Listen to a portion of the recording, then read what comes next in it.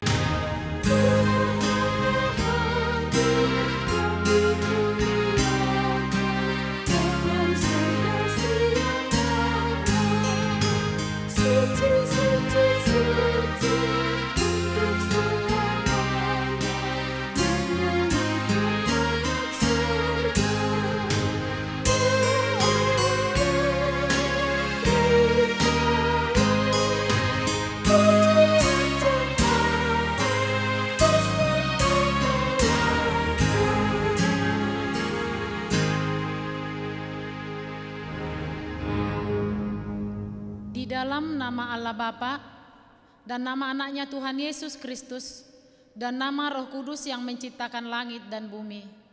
Amin. Siapa gerangan ada padaku di surga selain aku? Selain Engkau tidak ada yang kuingini di bumi.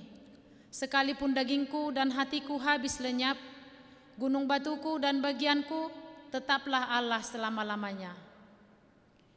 Kaulah Tuhan pencipta alam semesta, bagimulah kemuliaan untuk selama-lamanya.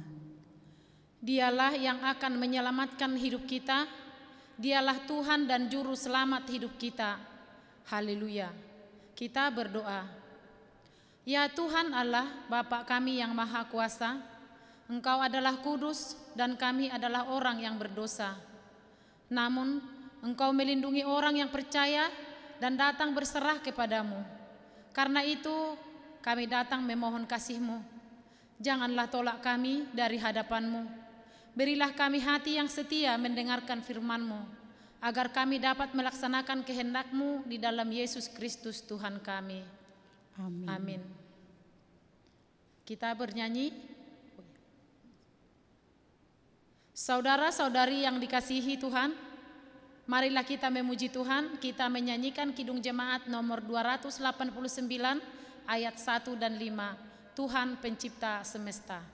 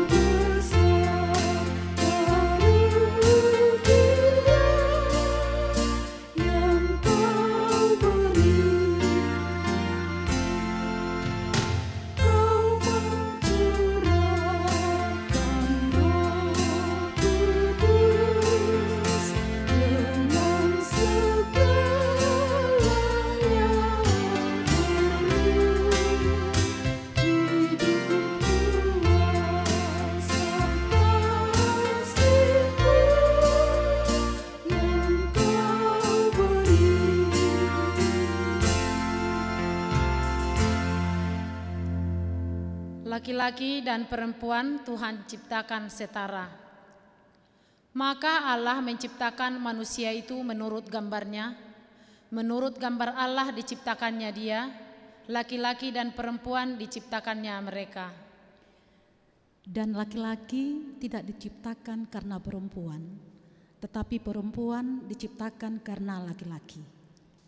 Namun demikian, dalam Tuhan tidak ada perempuan tanpa laki-laki, dan tidak ada laki-laki tanpa perempuan. Sebab pada awal dunia Allah menjadikan mereka laki-laki dan perempuan. Hai istri, tunduklah kepada suamimu seperti kepada Tuhan. Karena suami adalah kepala istri, sama seperti Kristus adalah kepala jemaat. Dialah yang menyelamatkan tubuh. Karena itu, sebagaimana jemaat tunduk kepada Kristus, demikian jugalah istri kepada suami dalam segala sesuatu. Hai suami, kasihilah istrimu sebagaimana Kristus telah mengasihi jemaat dan telah menyerahkan dirinya baginya. Tetapi aku mau supaya kamu mengetahui hal ini, yaitu kepala dari tiap-tiap laki-laki ialah Kristus, kepala dari perempuan ialah laki-laki, dan kepala dari Kristus ialah Allah. Sebab sama seperti perempuan berasal dari laki-laki, demikian pula laki-laki dilahirkan oleh perempuan, dan segala sesuatu berasal dari Allah. Demikianlah Tuhan ciptakan laki-laki dan perempuan adalah sama. Maka mari kita hidup saling mengasihi, saling menghormati, dan juga saling melengkapi dalam setiap kehidupan kita. Amin. Jemaat yang dikasihi Tuhan, marilah kita memuji Tuhan. Kita menyanyikan Kidung Jemaat nomor 415 ayat 1 dan 3, Gembala baik bersuling nan merdu.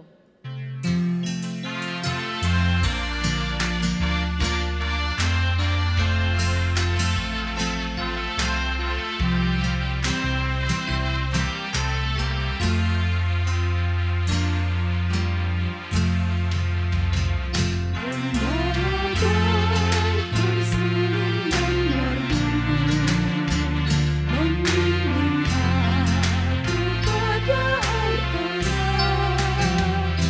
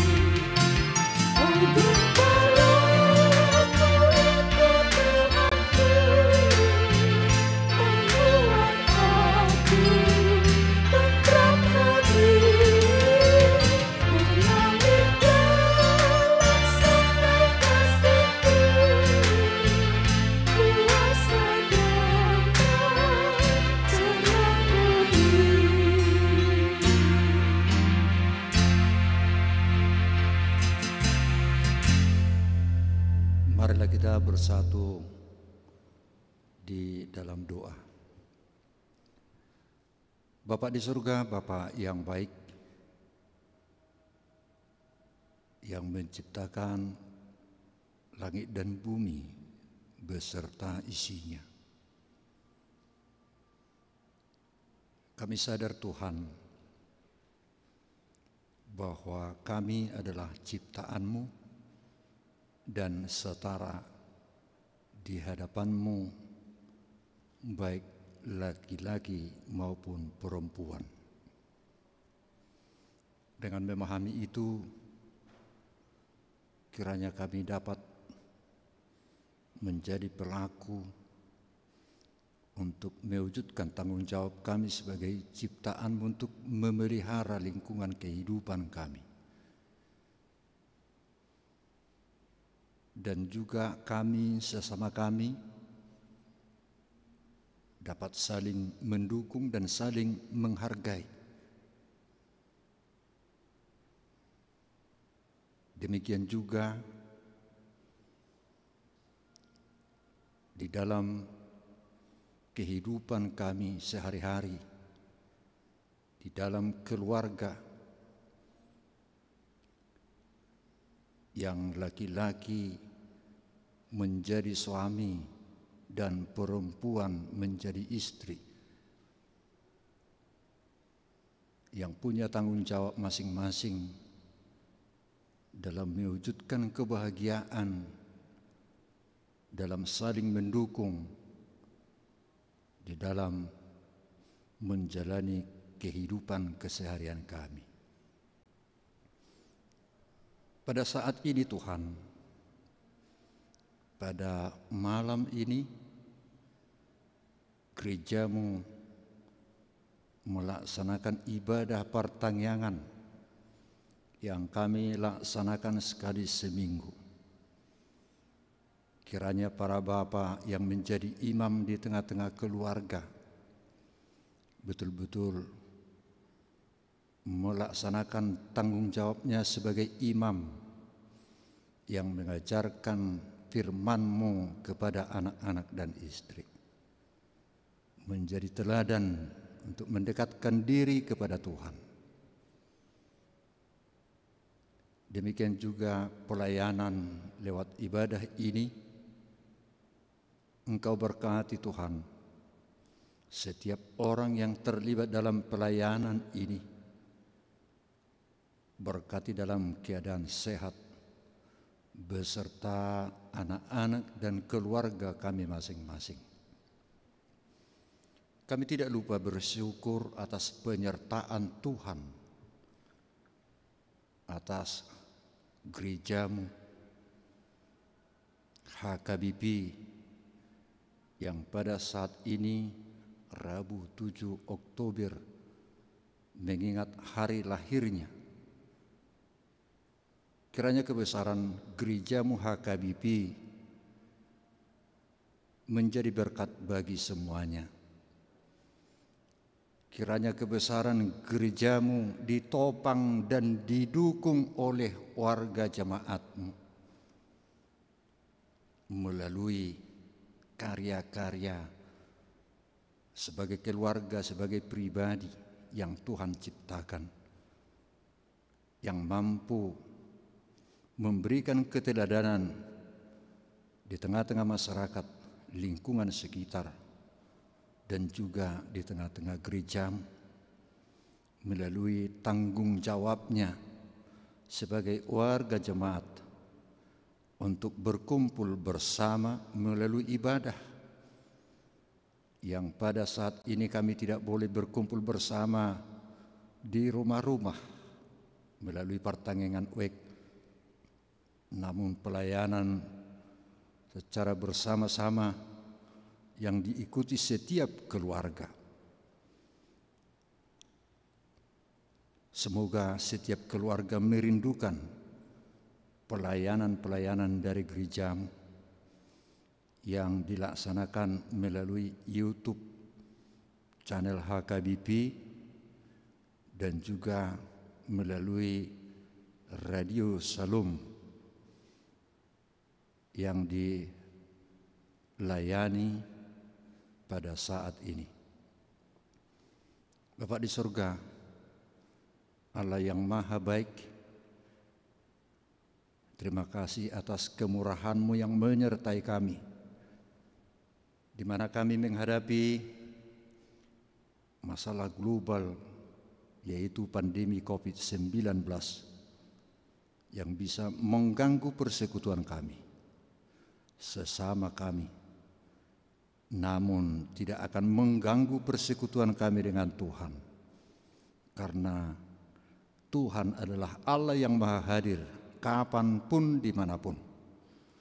Kami rasakan kehadiran-Mu Tuhan di setiap rumah kami untuk memberkati kami, menyelamatkan kami dari pandemi COVID-19 ini. Dan kami tidak lupa berdoa bagi saudara-saudari kami sebangsa dan setanah air, bahkan penduduk dunia ini yang terpapar COVID-19. Engkau kuatkan agar senantiasa mereka menjadi saksi-saksi-Mu atas penyertaan dan perlindungan. Secara khusus gereja-Mu HKBP, warga maupun majelis jemaat yang terpapar dari lingkungannya, memberikan contoh dengan tidak merasakan bahwa keterpaparan itu bukanlah aib. Dengan itulah kami mampu memutus mata rantai penyebaran COVID-19 ini. Demikian juga para majelis jemaat dan warga jemaat-Mu dimanapun berada, menjadi orang-orang yang senantiasa Engkau lindungi dan mampu sesuai dengan protokol kesehatan yang telah ditentukan oleh pemerintah dan juga disuarakan oleh gereja-Mu, untuk memakai masker, mencuci tangan, menjaga jarak, dan menjaga kesehatan lewat makanan yang dikonsumsi, agar senantiasa kami mampu berdampingan dengan COVID-19 ini. Kiranya Roh Kudus-Mu juga menguatkan kami agar rasa takut terhindar daripada kami, namun kearifan dan kebijaksanaan itu yang bertumbuh dan berkembang bagi pribadi-pribadi yang Tuhan ciptakan. Saat ini Tuhan, kami akan mendengar firman-Mu yang akan disampaikan oleh hamba-Mu untuk menjadi tuntunan hidup kami. Kiranya Roh Kudus-Mu menuntun hamba-Mu untuk menyampaikan firman-Mu, menjadi pengajaran buat kami semua, dan mampukan, kuatkan kami untuk melakukannya sesuai dengan kehendak-Mu. Bapa di surga, Bapa yang baik, terimalah setiap doa permohonan kami, kapanpun, dimanapun, agar senantiasa terjalin erat hubungan kami dengan Tuhan. Terpujilah Engkau ya Allah, hanya di dalam nama Yesus Kristus, Juru Selamat kami yang hidup. Amin. Jemaat yang dikasihi oleh Tuhan, firman Tuhan adalah sumber kehidupan kita. Dengan firman-Nya kita menjadi kuat dan mampu menghadapi kehidupan ini.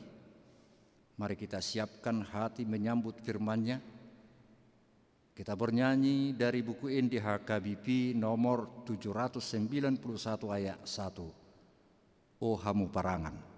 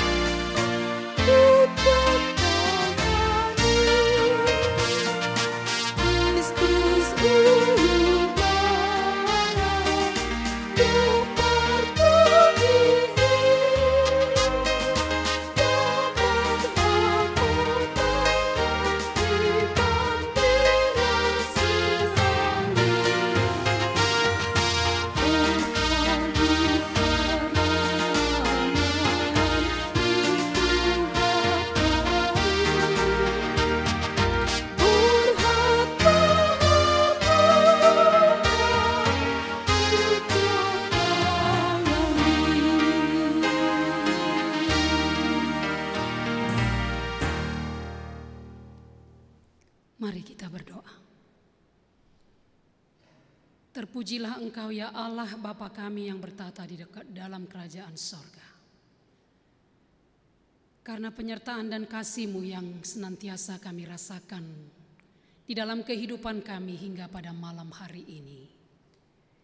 Kami kembali boleh berkumpul bersama dengan keluarga kami di rumah masing-masing untuk bersekutu dengan firman Tuhan. Dan Kau melihat dari kerajaan-Mu di sorga ya Allah, kerinduan hati kami masing-masing untuk senantiasa disapa oleh kebenaran firman-Mu yang menjadi kekuatan di dalam kehidupan kami. Karena itu ya Allah, kami mau mendengarkan firman-Mu dan kami telah mempersiapkan hati dan pendengaran kami untuk mendengarkan firman-Mu. Berfirmanlah Engkau di tengah-tengah kami. Di dalam nama Yesus Kristus kami berdoa dan bersyukur kepadamu. Amin. Shalom, Bapak Ibu saudara-saudari yang terkasih.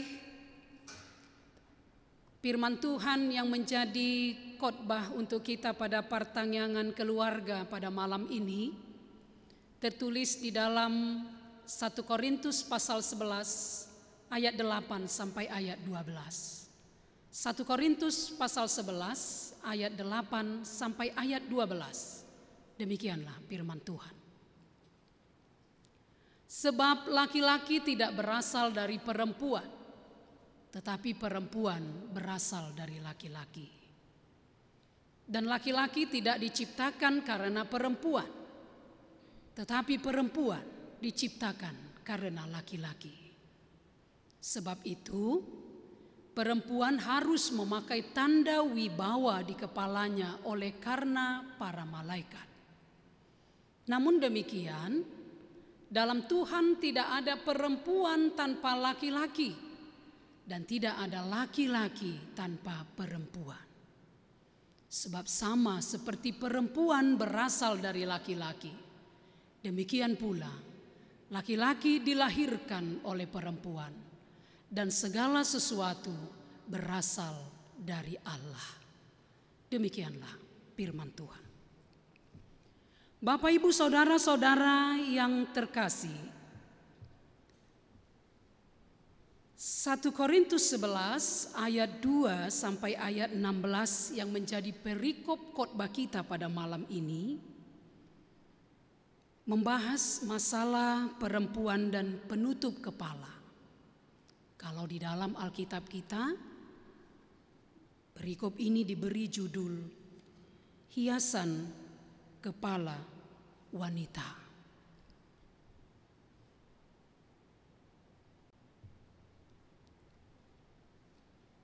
Adanya penutup di atas kepala setiap istri atau wanita orang-orang percaya di Korintus itu menunjukkan bahwa ia berada di bawah otoritas suaminya, yang juga menandakan bahwa ia tunduk kepada perintah, aturan, dan hukum Allah. Kita tahu melalui proses penciptaan Allah atas dunia dan segala isinya, Allah merancang peran laki-laki dan perempuan sedemikian rupa untuk menggambarkan ketaatan, kepatuhan manusia ciptaannya itu kepada kehendak Allah sendiri. Nah, Bapak, Ibu, saudara-saudari yang terkasih, mengapa soal tudung di kepala menjadi masalah di kota Korintus pada saat itu? Ternyata ada hubungannya dengan budaya dan kepercayaan masyarakat Korintus pada saat itu, di mana di kota Korintus ada sebuah kuil, tempat persembahan kepada Dewi Afrodit, yaitu Dewi Cinta dan Dewi Kesuburan. Kuil ini terkenal pada waktu itu karena praktek pelacuran suci yang banyak dipraktekkan oleh perempuan-perempuan sebagai bakti, pujian, penyembahan, dan ritual agama. Sehingga para perempuan-perempuan yang mengabdi dan melayani prostitusi suci di kuil ini harus mencukur rambut mereka, sehingga bisa dan gampang dikenal jika ada perempuan yang rambutnya dicukur, itu pertanda dia adalah seorang pelacur suci di kuil Afrodit ini. Konteks budaya dan kepercayaan terhadap Dewi Afrodit inilah yang dipakai Rasul Paulus sebagai pokok pengajarannya melalui nats kita pada malam ini. Agar perempuan Kristen sebagai pengikut Yesus Kristus harus berbeda daripada perempuan sundal, pelacur suci. Dan melalui perikop ini sangat jelas dinyatakan kepada kita apa yang membedakan perempuan sundal yang melaksanakan bakti, pujian, penyembahan, dan ritual keagamaan di kuil Dewi Afrodit itu dengan perempuan Kristen pada saat itu. Kalau kita baca di ayat 6 pada nats kita, perikop ini dikatakan, sebab jika perempuan tidak mau menudungi kepalanya, maka haruslah ia juga menggunting rambutnya. Tetapi jika bagi perempuan adalah penghinaan bahwa rambutnya digunting atau dicukur, maka haruslah ia menudungi kepalanya. Jadi jelas yang membedakan pelacur suci yang melaksanakan bakti atau pelacuran suci di kuil Afrodit dengan perempuan Kristen pada waktu itu adalah perempuan Kristen memiliki rambut yang panjang dan ditudungi.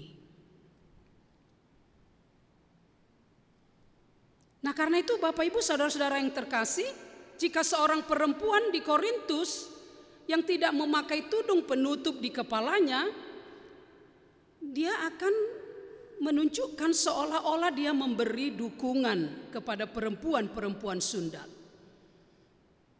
Dan boleh dikatakan itu berarti otomatis dia akan mau menyatakan, saya tidak mau tunduk kepada Allah. Sebaliknya, jika rambut perempuan yang dibiarkan panjang dan ditudungi, atau jika perempuan memakai tudung, itu memberi tanda akan ketaatannya kepada perintah dan otoritas Allah. Nah, saudara-saudara yang dikasihi Tuhan Yesus, apa yang bisa kita pelajari dari nats kita pada malam hari ini? Pertama, kita mau diajarkan untuk menunjukkan jati diri kita sebagai orang-orang Kristen yang sejati. Kita harus menunjukkan bahwa jati diri kita berbeda dari orang-orang dunia ini. Sama seperti yang diajarkan oleh Rasul Paulus melalui nats kita pada malam ini. Di mana perempuan Kristen di Korintus harus memakai tudung di kepala sebagai jati dirinya. Itulah yang membedakan dia dengan perempuan sundal di kuil Afrodit. Dan ini juga bukan berarti Rasul Paulus mau mengajarkan bahwa semua perempuan Kristen di seluruh muka bumi ini harus memakai tudung di kepalanya sebagai simbol ketaatannya kepada Allah. Bukan.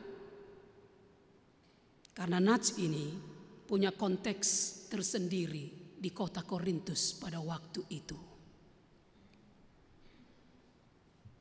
Tetapi jika ada perempuan Kristen di zaman ini memakai tudung kepala, itu boleh-boleh saja. Mungkin berdasarkan adat, kebiasaan, atau budaya di tempat mereka tinggal. Itu adalah pilihan pribadi mereka sebagai simbol ketaatan mereka kepada suami dan kepada Allahnya. Dan itu bukan merupakan lambang kerohanian. Nah, sekarang yang menjadi persoalan bagi kita zaman ini, bagaimana kita mau menunjukkan identitas kekristenan kita, identitas Kristen yang nyata dalam hidup kita sehari-hari. Bagaimana supaya orang lain mengetahui bahwa kita laki-laki Kristen yang sejati, bahwa kita adalah perempuan-perempuan Kristen yang sejati, yang sungguh-sungguh beriman, sungguh-sungguh orang-orang yang sudah dibaharui di dalam Kristus Yesus Tuhan kita. Seperti yang Rasul Paulus katakan di 2 Korintus 5 ayat 17. Jadi siapa yang ada di dalam Kristus, ia adalah ciptaan baru. Yang lama sudah berlalu, sesungguhnya yang baru sudah datang. Inilah keberadaan kita pada saat ini.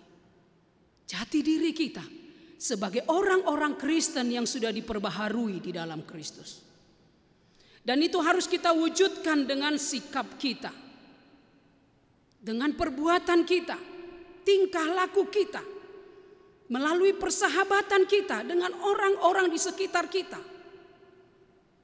Juga itu bisa kita tunjukkan melalui medsos. Itu bisa kita nyatakan jati diri kita sebagai orang-orang Kristen yang baik, orang-orang Kristen yang sopan, orang-orang Kristen yang bijak.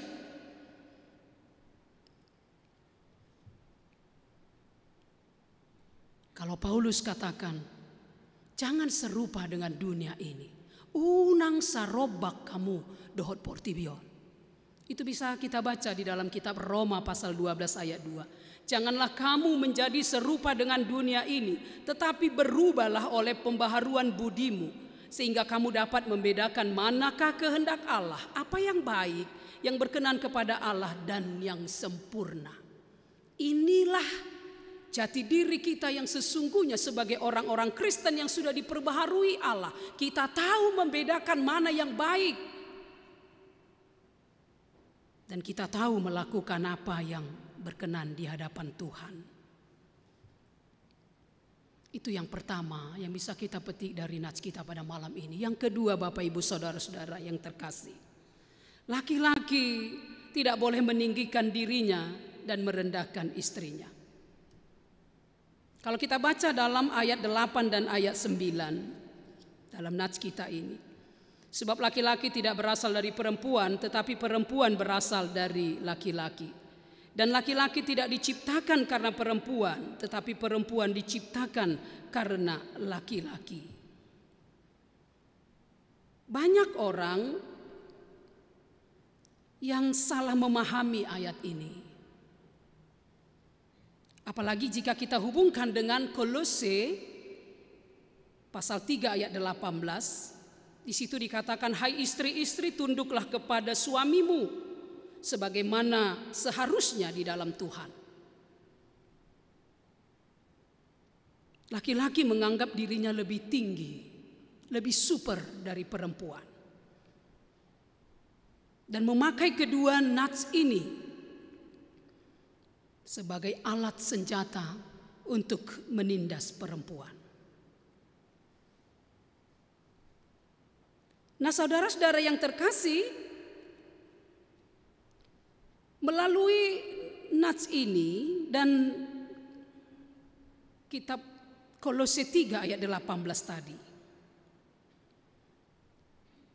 kita semua secara khusus yang merasa dirinya lebih tinggi, lebih hebat, lebih super, kita mau diingatkan bahwa kedua nats itu bukan bertujuan untuk merendahkan pribadi kaum perempuan. Karena tidak ada tersirat sedikit pun makna penindasan kepada kaum tertentu secara khusus perempuan. Tetapi ayat ini mengajarkan kepada kita bahwa laki-laki sebagai kepala istrinya Hal itu bukan berarti suami lebih tinggi kedudukannya dari istrinya dan menganggap istrinya lebih rendah dari dirinya. Bukan. Tetapi suami harus mau bertanggung jawab sepenuhnya serta melindungi, menolong, memberi semangat kepada istrinya agar istrinya mampu menempatkan diri sebagai pribadi yang taat kepada Allah, baik di rumah, di gereja, di kantor, dimanapun istrinya atau perempuan itu berada. Demikian juga sebaliknya, istri juga harus mampu membantu suami, mendukung suami agar suami itu menjadi suami yang berkenan di hadapan Allah. Yang ketiga, Bapak Ibu saudara-saudari, suami istri atau laki-laki dan perempuan adalah setara di hadapan Allah. Seperti topik yang dikatakan topik minggu pada minggu ini juga mengingatkan kita, kalau dalam bahasa Batak dikatakan dus dohita diadopan ni dibata. Kesetaraan ini jelas dinyatakan dalam nats kita pada malam ini. Kalau kita baca di ayat 11 dan ayat 12, di situ dikatakan, namun demikian dalam Tuhan tidak ada perempuan tanpa laki-laki dan tidak ada laki-laki tanpa perempuan. Sebab sama seperti perempuan berasal dari laki-laki, demikian pula laki-laki dilahirkan oleh perempuan dan segala sesuatu berasal dari Allah.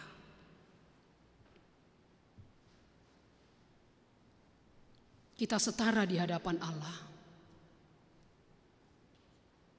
Karena Allah menciptakan manusia itu segambar dan serupa dengan Allah. Kemuliaan yang ada pada Allah diberikan kepada manusia ciptaannya. Nah, karena itu Bapak Ibu saudara-saudara yang terkasih, melalui nats kita pada malam ini, kita semua mau diingatkan. Suami tidak boleh menganggap atau menyangka bahwa perempuan itu diciptakan hanya untuk menyenangkan dirinya sendiri. Tetapi dia harus mengasihi istrinya seperti Kristus Yesus mengasihi jemaatnya. Suami dipersatukan dalam kehidupan yang indah dan mulia dengan istrinya. Laki-laki dan perempuan dipersatukan Allah dalam kehidupan yang indah dan mulia. Karena tidak ada seorang pun dari antara kita, tidak ada laki-laki yang dapat hidup dengan dirinya sendiri. Demikian juga sebaliknya. Karena itulah Allah mempersatukan laki-laki dan perempuan. Supaya apa? Supaya yang satu melengkapi kekurangan yang lain.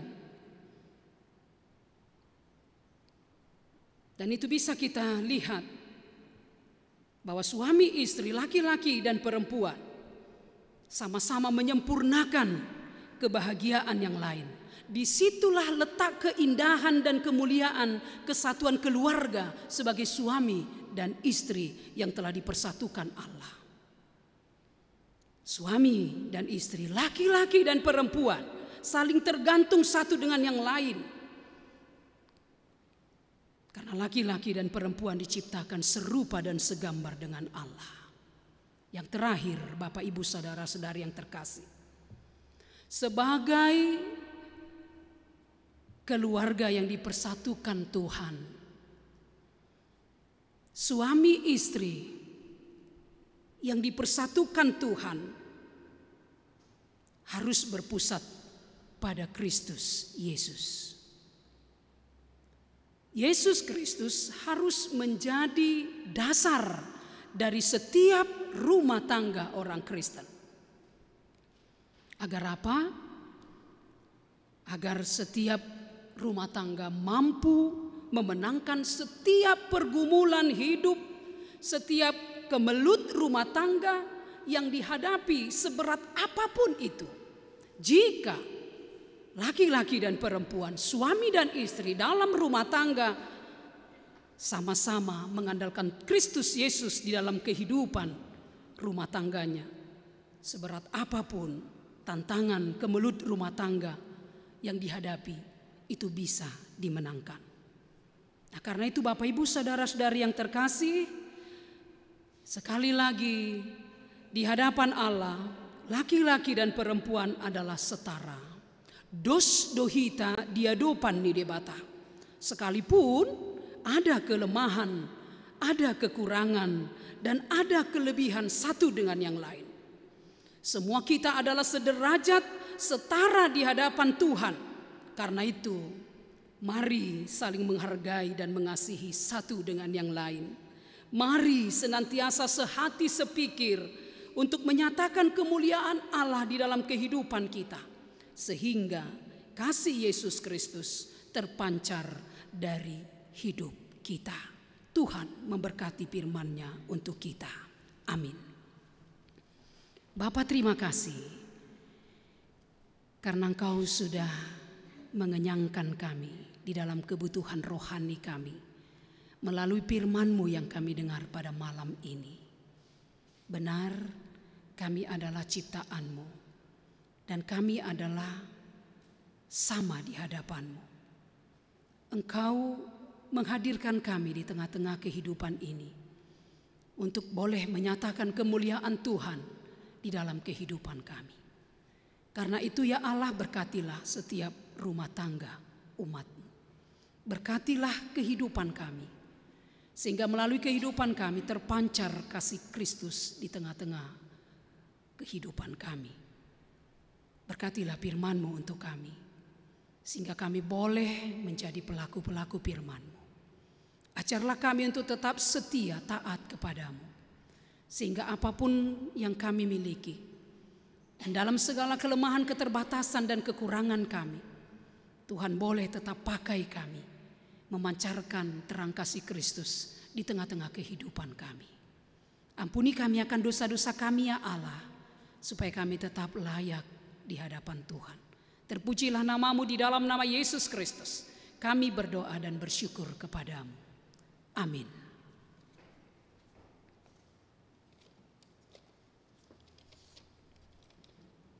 Jemaat yang dikasihi Tuhan, kita telah mendengar firman Tuhan, dan itulah yang menjadi kekuatan bagi kita. Dengan rasa syukur, mari kita memberikan persembahan kita dan menyanyikan buku ND HKBP nomor 719 ayat 1 dan ayat 2, HUBG Suaram O Yesus.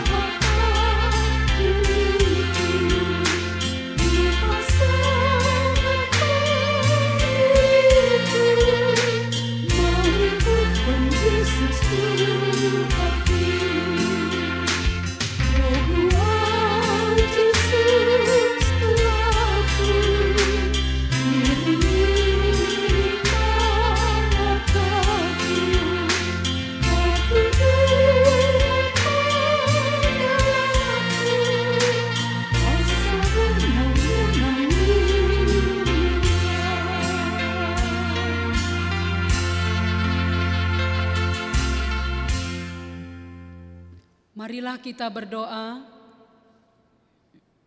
untuk menyerahkan persembahan kita kepada Tuhan.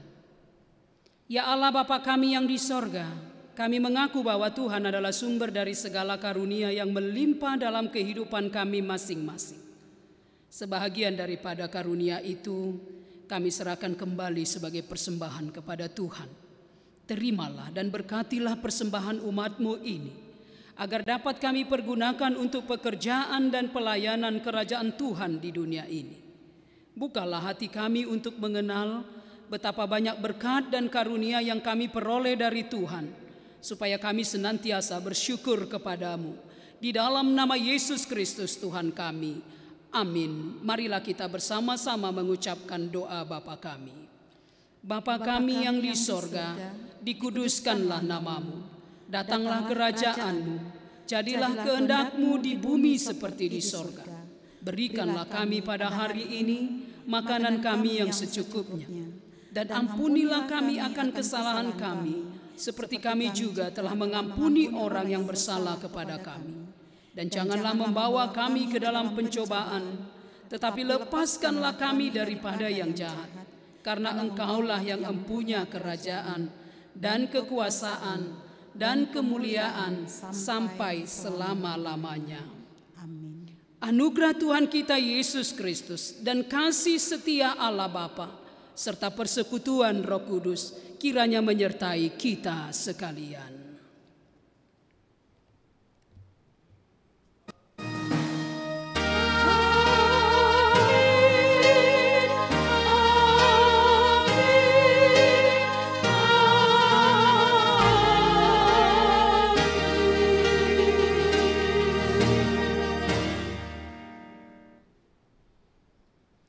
Shalom, selamat malam Bapak Ibu, saudara-saudari terkasih. Mari tetap mematuhi protokol kesehatan.